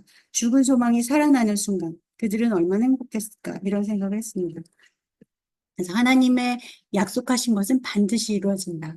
네, 죽은 것 같아 보이는 시간에도 하나님은 어딘가에서 일하고 계신다. 어딘가에서 소망을 붙잡고 살아가는 사람들이 있고 하나님의 때에 반드시 이루어진다. 이런 생각을 했습니다. 들어주셔서 감사합니다. 네, 이제 화요일 묵상으로 넘어가겠습니다. 화요일 열왕기하 11장 13절에서 21절 말씀입니다.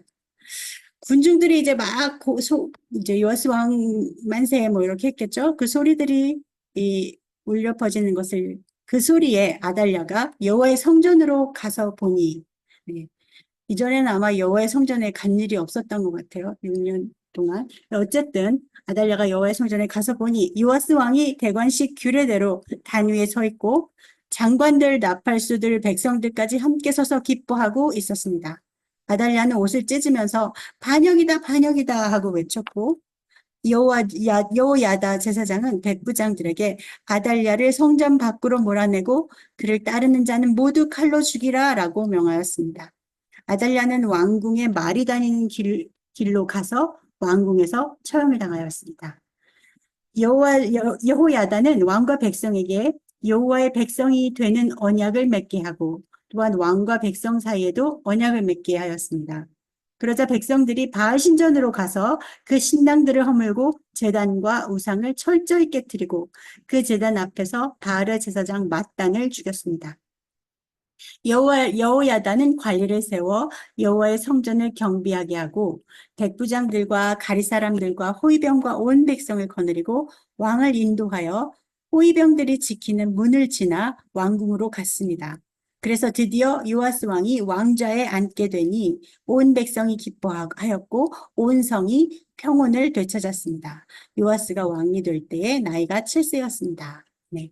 이 내용을 가지고 묵상하신 부분을 나눠주시겠습니다. 네, 저는 18절에 온 백성이 바알의 신당으로 가서 그 신당을 허물고라고 얘기를 했는데 백성을 정말 건강하게 이끌어줄 수 있는 리더와 영향력 그리고 바른 길을 안내해 줄 수 있는 리더 이런 사람을 만나는 게 쉽지 않은데요. 잘못된 리더를 만나서 그 영혼이 망가졌을 때 그 책임은 과연 누구한테 있을까라는 생각을 좀 했고요. 제가 여기다가 너무 웃긴 게 기도하면서 세겹줄은 끊어지지 않는다라고 했는데 제가 메모를 보니까 삼겹살이라 그래서 삼겹살은 끊어지지 않는다라고 써. 근데 이 세겹줄은 끊어지지 않는다고 해서 같이 기도할 사람들이 모여서 기도를 해야 되는데 그런 상황이 되지 않을 때는 성경을 보고 주님을 철저히 신뢰하고 의지하는 삶을 가져야겠구나라는 생각을 했고요. 눈에 보이지 않지만 눈에 보이는 하나님을 믿음으로 믿고 믿음의 생활을 잘 해나가야겠다 생각을 했고 저희 가정이 교회를 다니지 않기로 결심을 하면서 이제 집에서 가정 예배라도 드려야겠다라는 생각을 해서 우리 남편하고 이제 가정 예배를 금요일마다 집에서 드리자라고 제가 아까 얘기를 했거든요. 그래서 하나님을 잘 믿고 그리고 또 좋은 교회와 좋은 목회자를 만나기까지는 집에서 가정 예배를 잘 드려야겠다라는 생각을 좀 했습니다. 하고 그 안에서도 하나님이 함께 임재해 주시기를 기도합니다라고 아까 기도를 했는데 저의 가정에 하나님의 임재가 늘 가득 찬 가정이 되기를 늘 소망하는 시간들이 되었던 것 같아요. 들어주셔서 감사합니다. 네, 나눠주셔서 감사합니다. 어, 거기 이제 12절에도 있지만은 이제 백성이 왕의 만세라고 즐거워하며 이제 환호할 때 아달랴는 이제 반역이라면서 이렇게 하고 마지막에도 이제 온 백성이 즐거워하고 온 성이 평온한데 아달랴는 이제 죽어야 되는 악이 떠나야 이제 온 성이 평온한 어떤 그런 것을 했고 또 한 가지는 이게 이제 그 여호야다가 그 왕을 세우는 그 순서가 보니까 왕과 백성에게 여호와와 언약을 맺어가지고 왕과 백성이 여호와의 백성이 되게 했고 왕과 백성 사이에 언약을 맺어가지고 백성이 왕의 백성이 되게 하는 것이 아니고 그냥 언약만 맺었다고 이제 돼 있고 언약만 맺고 바로 왕자에 올라가지고 대관식을 하는 것이 아니라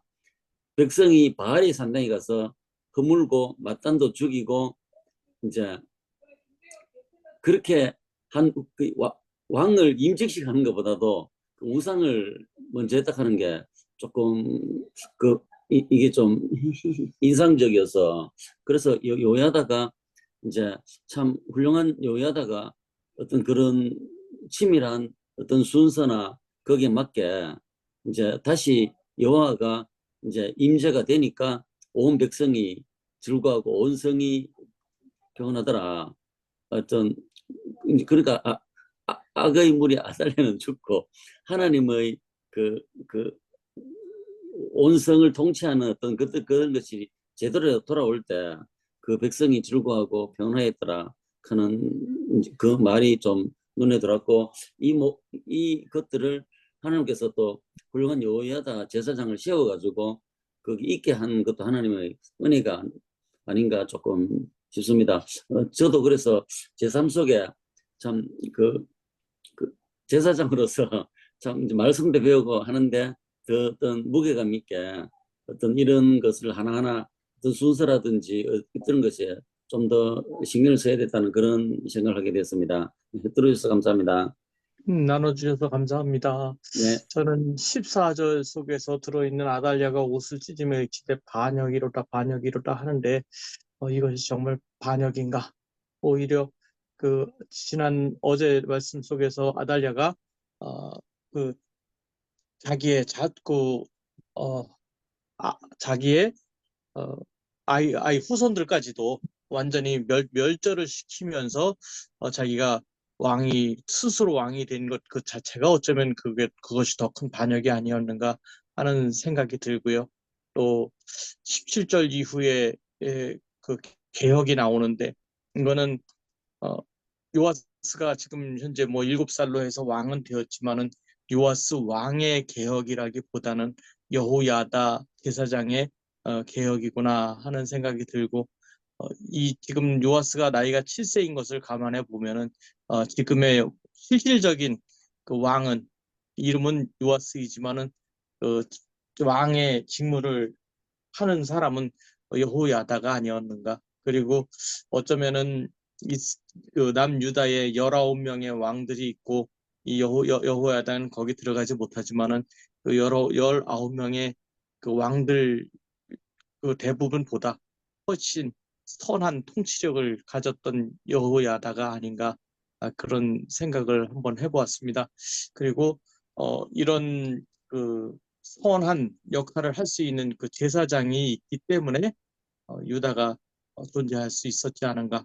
그 유다의 그 명맥을 지켜주신 그 근본은 하나님이지만은 그 근본을 통해서 여호야다의 손길을 통해서 그 명맥을 이어주신 그 하나님의 모습을 보게 됩니다.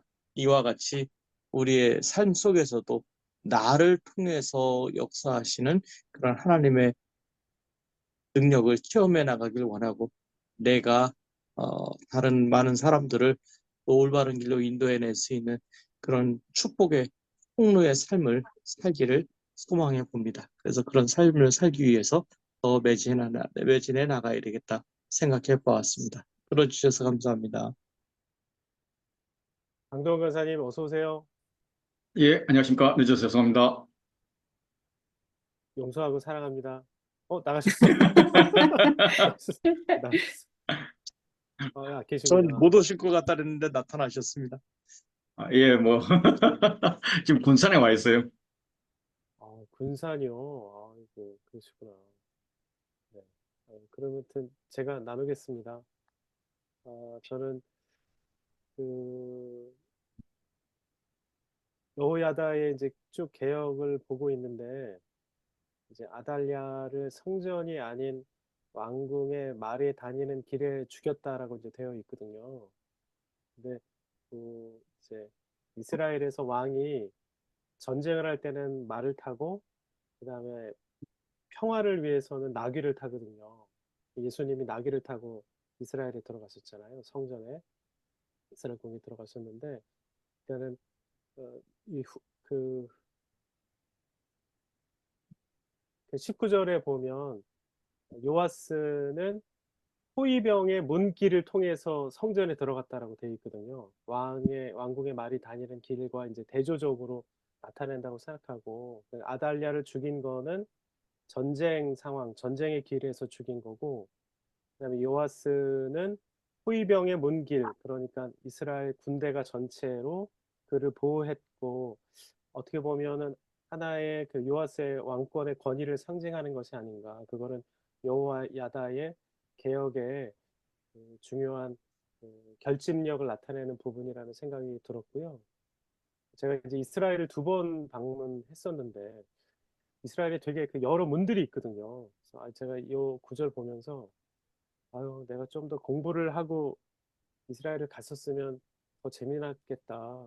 더 많이 배웠겠다. 이거 성전문, 뭐 말들의 길, 호위병의 문길이 뭔가 이거 좀 살펴봤을 텐데 그냥 흘겨들었던 그런 후회가 좀 들었습니다. 그리고 17절이 저는 이제 핵심이라고 생각하는데요. 여호야다가 왕과 백성에게 여호와의 언약을 맺게 하고 또 백성과 왕과 백성 사이에도 언약을 맺게 하는데 이게 이제 성경 말씀은 하나님과 이스라엘 백성의 언약, 약속이잖아요. 그래서 사역자들은 단순히 뭐 설교를 잘하거나 뭐 그게 중요한 게 아니라 하나님의 사람들과 하나님과 어떻게 약속을 맺게 하는가. 또 하나님의 그 사람들이 하나님 앞에 어떻게 결단하면서 신앙 고백하면서 언약을 맺게 하는가. 그게 중요하다라는 생각이 들었습니다. 저도 좀 더 돌아보게 되고, 일단은 예후와의 개혁과 계속 비교하는 장면에서 예후는 사실 이런 장면이 하나도 없잖아요. 그러니까 여호야다는 이스라엘 백성하고 하나님과의 언약을 맺게 하는 여기까지 갔었으면 예후가 그 개혁의 완성을 했었을 텐데 그런 부분을 비교해서 보여주는 것이라고 생각합니다. 들어주셔서 감사합니다. 감사합니다. 저도 이제 여호와의 백성이 되는 언약을 맺고 난 그 백성들의 행동, 즉시로 바알 신당으로 달려가서 우상을 철저히 깨뜨리는 모습이죠. 철저한 회개와 돌이키는 모습. 허물고 깨뜨리고 죽이고 하면서 철저히 그 우상을 멸하는 그런 행동이 언약을 신실하게 지킬 것을 다짐하는 결의에 찬 행동이다. 이렇게 보았고요. 그래서 하나님 앞에 돌이키는 모습, 회개에 대해서 다시 생각하게 되는 말씀이었던 것 같습니다. 우리 삶 가운데 철저히 회개할 때는 온전한 돌이킴을 위해서 어, 액션이, 행동이 돌아갈 결의에 찬 행동들이 있어야 한다. 이런 생각을 다시 한번 했고요. 20절에 보니까 이제 아달랴가 죽고 요아스가 왕이 되어 왕좌에 앉으니 유다의 기쁨이 가득하고 온 성이 평온을 되찾았다라는 부분을 보면서 이제 왕좌의 주인이 돌아왔기 때문에 이 이스라엘 땅에 이제 이 유다 땅에 그 평온이 있는 모습이잖아요. 그래서 우리의 마음의 왕좌에도 주인이 되신 예수님이 자리하시면 우리도 온전한 기쁨이 가득하고 마음이 평온으로 가득함이 넘치는 거죠. 그래서 제게 종종 이제 전하시는 어떤 분이 있으신데 늘 굉장한 많은 고민, 특별히 미래의 불확실한 미래에 대한 고민을 많이 가지고 전화를 하세요. 네, 그럴 때 그분은 그리스도인이지만 그분의 마음의 왕자에 아직도 자기가 종종 올라가 앉아 있기 때문에 평안이 없고 늘 이제 걱정이 가득한 상황인데 그분의 마음 안에도 주님께서 온전한 그리스도로서 그분의 왕좌에 계시면 기본적으로 기쁨이 가득하고 그 마음이 평온으로 가득 찰 것을 알기 때문에 그 부분을 계속 중보기도 하고 또 권고해야겠다라고 생각했습니다. 들어주셔서 감사합니다. 강동 하사님 나눠주시고 예, 나눠줘서 진행하겠습니다. 감사합니다. 예, 감사합니다. 이제 14절 시작하면서 봄에라고 나옵니다. 아달랴가 보는 것이죠. 그리고 이제 개역 개정에는 생략되어 있지만 그 비홀더, 보라라는 단어가 있습니다. 그래서 아달랴가 보는 게 있고 독자가 보아야 될 게 있다는 거죠. 예. 그때 이제 아달랴가 반역이로다, 반역이로다 두 번을 강조를 하는데 누가 반역자인지 실제로 상황이 어떻게 전개되어 가는지 아달랴가 보는 게 있던 반면에 독자 보고 보라는 거예요. 그래서 우리가 그걸 보면은 지금 이제 이 거사가 취해지는데 그 시작의 이제 그 요아스를 숨길 때부터잖아요. 그 여호세바, 여호야다 그리고 요아스 유모 세 사람이 이제 시작을 했단 말이에요. 시작을 했는데 거사가 있던 바로 전주 걸 보면은 가리 사람하고 호위병들이 동조를 했습니다. 그리고 이제 지금 18절에 온 백성과 무리가 이제 진행을 합니다. 환호하고 또 칼로 죽이고. 예, 그래서 그 거사가 점점 이제 더 많은 사람들로 이렇게 진전되고 있는 거예요. 언약을 지키려는 사람들에 의해서 진전된 겁니다. 여호세바가 다윗 왕조를 지키려고 했다면 여호야다는 제사장이니까 율법을 지키려 한 것으로 볼 수가 있습니다. 이제 앞에 보면은 언약의 회복이 다윗 왕조의 회복을 이야기를 하고 지금 이제 왕과 백성의 관계를 맺는 것은 이거는 모세가 전한 율법 그 언약이거든요. 그래서 요셉세바가 다윗 왕조를 지키려고 했다면은 여호야다가 율법을 지키려 했던 걸 볼 수 있고 유모는 이제 모성애를 지키려고 했다는 것이죠. 어쨌든 이 세 사람은 전부 다 아달랴가 추구했던 거는 완전히 반대되는 그런 상황입니다. 아달랴는 다윗 왕조를 깨려 했고 율법을 무시했고 모성애가 없었죠. 예. 또 가릴 사람들은 다윗에게 충성했던 이방인들이잖아요. 다윗과의 관계를 지키려 했다 그러면 호위병들은 율법을 지키려 했던 것을 그렇게 볼 수가 있습니다. 결과 온 백성이 즐거워하고 온 성이 평온합니다. 왜냐하면 아달랴의 공포 정치를 무리가 칼로 끝내버렸기 때문입니다. 그래서 내가 시작하는 뭐 아달랴나 요세바에 속할 건지 아니면 중간에 그 동조하는 가릴 사람이나 호위병에 속하든지 아니면 마지막에 칼로 마무리하고 즐거워하는 무리나 온 백성에 속하든지 나는 어쨌든 이런 일에 동참하고 싶다. 여기에 속하고 싶다. 예, 이런 기도를 했었습니다. 예, 들어주셔서 감사합니다. 감사합니다. 오늘 묵상인데 제 오타가 났습니다. 월요일로 돼 있는데 사실은 7월 17일 오늘 수요일입니다. 날짜가 월요일이고 싶었나 보죠? 수요일입니다. 열왕기하 12장 1절에서 8절까지 말씀 나누겠습니다. 이제 예후가 북이스라엘의 왕이 된 지 7년이 되었을 때 남유다에서는 7살이 된 요아스가 왕이 되었습니다. 그의 어머니는 브엘세바 사람 시비아였습니다. 브엘세바는 유다 남쪽 끝에 있는 시므온 지파의 땅입니다. 요아스의 통치 기간은 40년이었는데요. 제사장 여호야다가 그를 교훈하는 모든 날 동안에는 여호와 보시기에 정직히 행하였지만 산당을 제거하지 않아서 백성들이 여전히 산당에서 제사하며 분향했다고 2절과 3절에 기록하고 있습니다. 요아스는 제사장들에게 주님의 성전에 드리는 모든 헌금들을 제사장들이 아는 자, 재정 담당자에게 받아서 성전에 수리할 것이 발견되면 그곳을 모두 고치라라고 명하였는데요. 요아스가 왕이 되고 23년이 지나도록 제사장들은 성전에 파손된 곳들을 수리하지 않았습니다. 요아스 왕은 대제사장 여호야다와 다른 제사장들을 불러서 이제는 더 이상 재정 담당자에게 제사장들이 은을 받아두지 말고 그들이 직접 성전을 수리하는 데 지출하게 하라고 명합니다. 제사장들은 이 일에 동의하여서 다시는 백성으로부터 은을 받거나 성전에 파손된 것을 직접 수리하지 않기로 하였습니다. 네, 이렇게 하고요. 이제 강보빈 자매님 나눠주십시오. 네, 저는 이 장을 묵상하면서 두 가지 의문점을 좀 들었었는데요. 이 장에서 여호야다가 분명히 있었을 텐데 이 3절에서 신당들을 제거하지 아니하였다라는 것이 좀 의문이 들었어요. 산당을 제거하지 않은 것에 대해서 의문이 좀 들었었어요. 여호야다가 뭐 하고 있었지? 여호야다는 어디에 있었나? 좀 이런 의문이 들었고요. 두 번째는 요아스 왕 제23년에 이르도록 제사장들이 성전에 파손한 데를 수리하지 않았다. 이 부분도 좀 의문이었어요. 이때 헌금이 들어오지 않았나? 이런 생각을 했는데 나중에 요아스의 제안으로 인해서 성전이 이제 수리되는 것들을 보면서 그때는 헌금이 들어왔는데 왜 이때는 안 들어왔을까? 이 의문이 좀 들었고 여호야다가 이때 왜 아무 말 안 했을까? 좀 이런 의문이 들었었어요. 그러다가 이제 다시 한번 묵상을 하고 읽으면서 이 요아스 왕은 참 부드러운 사람이구나, 성품이. 왜냐하면 이 제사장들을 꾸짖거나 많이 혼내고 지적하지 않고 차선책을 이야기해 주더라고요. 차선책을 이야기하면서 직접 받지 말고 이제 그 밖에 궤를 두어서 수리하게 해라라고 한 부분에서 요아스는 참 지혜롭구나라는 생각을 했는데 그것 또한 어쩌면 여호야다가 준 생각이지 않았을까? 여호야다는 그 뒤에서 요아스를 계속 가르치지 않았을까라는 생각을 좀 했습니다.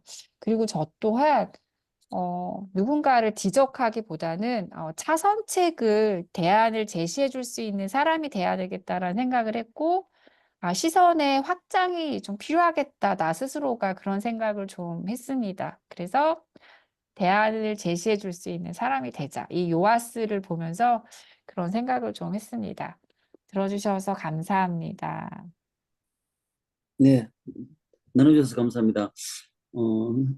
저는 그 2절에 그 제사장 여호야다가 그를 교훈하는 모든 날이라고 이제 되어 있는데 제사장은 당연히 그 하나님의 율법을 이제 잘 가르치는 어떤 그런 게 있는데 그걸 이제 그 교훈했다고 이제 적혀 있습니다. 그래서 이제 제가 말씀을 배우는 것이 또 이제 또 어떤 하나님이 정하신 시간에 또 다른 사람을 물론 나도 교훈하지만은 다른 사람을 교훈해야 될 어떤 그런 게 있을 수 있겠다.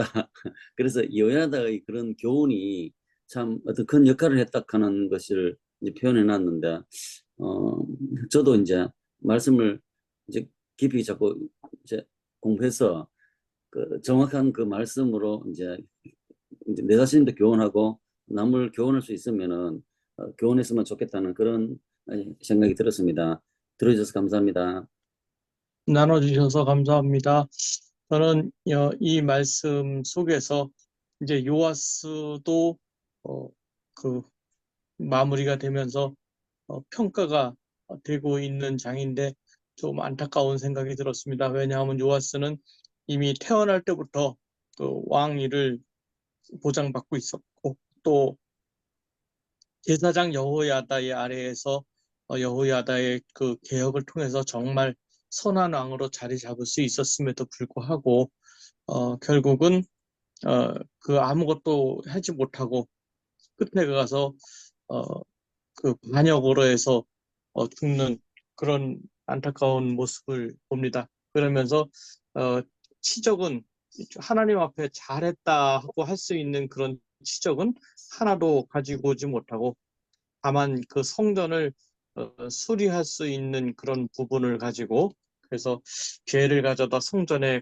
갖다 놓고 또 괴 속에 돈이 많이 생기면 대제사장이 올라와서 은을 계산해서 봉하고 또 그것을 맡은 자의 손에 넘겨주고 또 맡은 자는 그것을 목수와 건축하는 자들에게 주고 미장이와 석수에게 주고 또 그 사람들은 파손한 데를 수리할 제목과 다듬은 돌을 사고 뭐 이렇게 해서 일하는 자에게 주어서 수리하게 하였다. 제가 주목하여서 오늘 생각하고 묵상한 부분은 15절입니다. 그 일꾼들에게 주고 회개하지 아니하였으니 이는 그들이 성실히 일을 하였음이라. 거기에 들어있는 돈들, 괴에 가득했던 그 세계, 아마도 이 돈은 성전에 오는 이들에게 반세겔씩을 받는 그런 부분, 반세겔이라고 하면은 한 세겔이 노동자 4일치 임금이라고 했기 때문에 노동자 이틀치 정도 되는 그 금액들을 계속해서 받아들이고 그 금액으로 따져서 놓고 보면은 상당히 큰 금액이었을 텐데 그것을 일하는 사람들에게 주었고 그것을 대해서 많이 썼는지 적게 썼는지 회개하지 않은 것은 그들이 성실히 일을 하였기 때문이다라고 표현을 하고 있습니다. 저는 여기에서 가장 돋보이는 사람은 일을 하는 그 일꾼들이 아니었는가. 그리고 얼마나 성실하고 믿음직스럽게 하였기에 회개조차 해보지 않았을까. 누가 그것을 다시 들어서 보지 않았을까 하는 생각이 들고요. 그 일꾼들이 정말 하나님 앞에 보기에 정직하게 행해서 정말로 조금도 사치나 낭비나 자기들의 그 사익 유익을 위해서 사용하지 않았다는 그 증거를 보면서 그 일꾼들이 참 부럽다 하는 생각이 들고요. 나도 저 일꾼들처럼 누가 보든지 안 보든지 내게 무엇을 요구하든지 안 하든지 나도 회개받지 않고 그들로 누구에게든지 성실하다고 인정받는 그런 사람, 그런 일꾼이 되고 싶다 하는 생각을 해보았습니다. 들어주셔서 감사합니다. 나눠주셔서 감사합니다. 저는 이 부분 사실 뭐 잘 모르겠는데, 왜냐면은 그 요아스가 성전을 고치라고 말을 하고 나서 이제 요아스가 30세가 되도록 성전을 고치지 않는 것이 과연 여호야다가 그거를 기다린 건지 아니면 그 부분에 관련돼서 요아스의 왕의 말을 안 들은 건지 그게 그건 잘 모르겠고요. 그리고 그래서 이제 그 12장을 쭉 읽어봤는데 요아스의 죽음까지도 혹시 요 성전하고 관련돼 있는 게 아닐까 그런 생각이 들었습니다. 네, 저는 여기까지 그냥 요 본문은 다른 분들의 얘기를 좀 더 제가 좀 듣겠습니다. 감사합니다. 감사합니다. 저는 이 제사장들이 성전 파손된 것을 수리하지 않은 것이 그들이 이제 은을 착복했거나 아니면 이 일을 하고 싶지 않아서 안 한 거라고 생각지는 않았고요. 다른 자신들이 해야 되는 일들에 몰두하면서 성전 수리에까지는 그 관심이 가지 못한 부분이 아니었을까라고 생각해서 일의 분배에 대한 부분이라고 생각하는 일의 분배에 대한 거라고 생각했습니다. 제사와 다른 많은 의무들이 사실은 제사장들에게 있었잖아요. 그래서 이 어떤 일을 분배할 때는 그 일의 필요를 잘 보고 잘 볼 수 있는 사람, 그리고 그 일을 좋아하고 잘하는 사람들에게 일을 맡기는 것이 옳은데 처음부터 이제 일이 잘못 주어졌던 게 아닐까 이런 생각을 했었고, 그 초대교회 그 일곱 집사를 뽑았던 내용 있잖아요. 공정한 분배 그 구제가 일어나도록 했던 것처럼 그 잘할 수 있는 적당한 사람에게 처음부터 맡기는 일들이 있어줘야 됐지 않았을까. 늦게지만 뒤늦게 요아스가 그걸 보고서 아 이렇게 이제는 이렇게 하지 않고 하면서 시스템을 바꾼 건 잘한 거다. 좀 더 일찍 했으면 좋았겠지만 어쨌든 그렇게 돼서 이걸 통해서 제가 오늘 묵상했던 건 내가 맡고 있는 일은 나에게 적합한 일인가? 적합하고 적당한 일을 내가 맡고 있는가? 혹시 내가 할 수 없는데 주어져서 갖고 있는 것이 있다면 빨리 적당한 사람, 잘할 수 있는 사람에게 넘겨야 하지 않을까라고 생각했고, 또 내가 맡았지만 소홀히 하고 있는 일이 있다면 그 일을 소홀히 하는 이유는 무엇인가, 이런 걸 좀 생각하는 시간이었고요. 또 동시에 내가 일을 맡겼거나 또는 누구에게 기대하고 있는 어떤 일들에 대해서 생각했어요. 내가 그들에게 그 일을 기대하는 것은 정당한 건가? 그들은 과연 이 일을 할 수 있는 그런 능력이 있는 사람들인가? 내가 과도한 책임을 주고서 과도한 기대를 하고 있는 건 아닌가? 이런 생각을 했습니다. 그래서 부당하게 일을 분배하는 것이 얼마나 좋지 않은지, 준 사람도 스트레스를 받고, 받은 사람도 스트레스를 받고, 그래서 적당한 일의 분배가 필요하겠다, 이런 생각을 했습니다. 들어주셔서 감사합니다. 감동환사님. 예, 어, 지금 요아스가 40년을 통치를 했거든요. 이제 이 이스라엘의 초기에 사울, 다윗, 솔로몬까지 40년을 통치를 했어요. 그리고 나서 처음입니다. 나라가 상당히 안정되어야 되겠죠. 근데 요아스의 평가는 여호야다가 살아있는 동안까지만 평가를 하고 있습니다. 이후 평가는 이제 하지 않죠. 아마 부정적이기 때문에 그렇겠죠. 그래서 역대기를 보면 여호야다가 죽은 후에 우상 숭배로 급선회했을 뿐만 아니라 이걸 책망하는 여호야다의 아들 스가랴를 죽이는 것을 기록하고 있습니다. 끝이 안 좋았던 거죠. 어쨌든 아직 여호야다가 죽지 않았을 때 요아스가 여호와의 성전을 보수할 뜻을 두었습니다. 이제 이게 신앙적인 측면도 있지만 그러니까 성전을 보수한다는 것은 왕권을 강화한다는 것의 상징도 됩니다. 그런데 제사장들이 말을 안 듣잖아요. 수리를 안 하잖아요. 왜냐하면 관행적으로 성전에 들어가는 비용은 왕실에서 지출했습니다. 그런데 요시아 때 이걸 성금 받은 거로 해 하고 성전 비용을 쓰라고 한 거예요. 그래서 이제 이 재정 사용권에 대해서 주도권 문제가 생긴 거죠. 그래서 요아스 왕이 여호야다를 불러서 왜 성전 수리가 되지 않냐 그러면서 이제 성전 헌금 관리 체제를 바꿔버린 겁니다. 이제 구체적인 내용은 역대하 24장 8절부터 11절에 아주 자세히 소개가 되어 있는데, 다시 말해서 헌금 관리가 제사장에서 서기관과 관원들에게 넘어갔고, 파손된 성전의 수리도 제사장들이 책임이 아니라 서기관과 관원들이 책임을 지게 한 것이죠. 어쨌든 이 요아스 왕과 지금 요아스 왕은 여호야다를 이제 업고 왕이 되었어요. 여호야다에 의해서. 여호야다는 중앙성전의 대제사장이에요.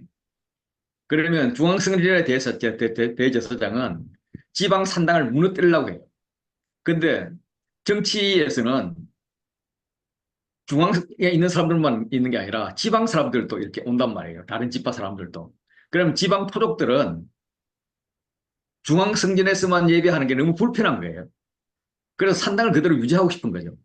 그래서 언제든지 종교 개혁을 하는 왕들은 지방 산당을 다 없애버리는 건데, 지금 요아스는 지방 토족들과 재정 싸움에서 졌다고 볼 수가 있어요.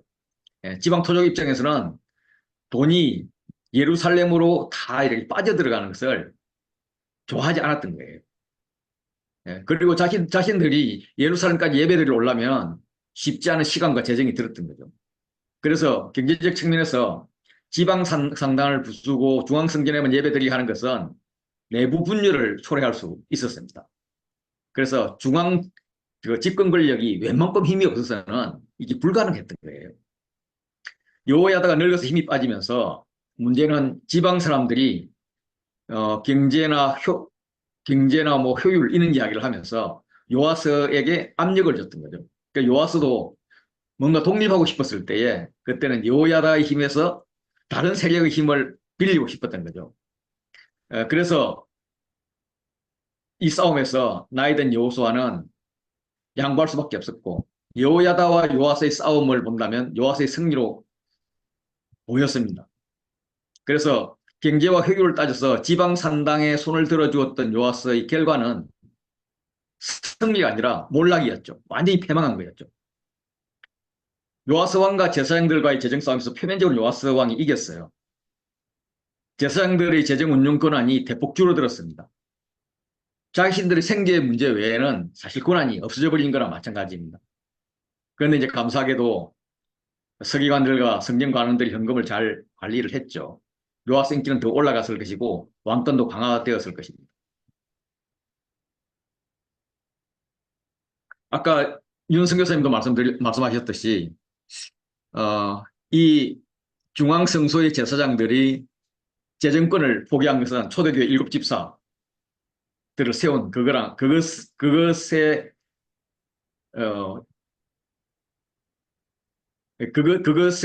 그 일을 하는 곳에 정신적인 거로 전해졌다고 그렇게 생각을 합니다.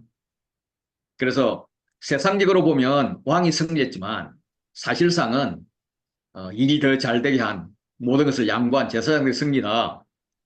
자신들의 본분을 타이든 자이든 회복했기 때문이다. 이렇게 볼 수가 있습니다. 이제 여기에서 나의 전쟁을 한번 생각해 봤어요.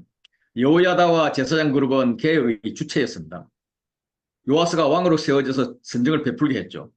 그렇지만은 요아스가 6년 동안 숨어 지내다가 왕이 되어서 23년쯤 그러니까 한 30년쯤 그들은 개혁의 주체가 되었는데 23년쯤 되다 보니까 이제 그들이 개혁의 대상으로 바뀌어버린 거예요.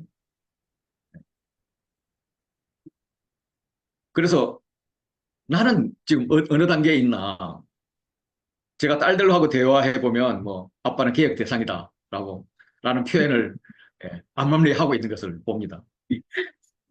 제 또래 장로들이나 정치인들을 보면 정말 여기서 나오더니 칼로 멸해버리고 싶은 그런 마음도 막 듭니다. 그러면 어떤 깨어있는 사람은 내가 진짜 칼로 베어버리고 싶은 그런 세계관을 갖고 있다라는 생각을 안 한다는 보장이 없어요. 그래서 삶이 참 조심스럽다고 생각을 합니다. 그래서 내가 정말 개혁의 주체나 어떤 그 세력에 포함되어 있는가 아니면 개혁의 대상인가 이거는 늘 고민이 되고 어느 것이 진정한 개혁인가 이것도 오늘 굉장히 헷갈리는 부분이죠. 그래서 깨어 있어야 된다. 깨어 있자. 이게 오늘 묵상이었습니다. 들어주셔서 감사합니다.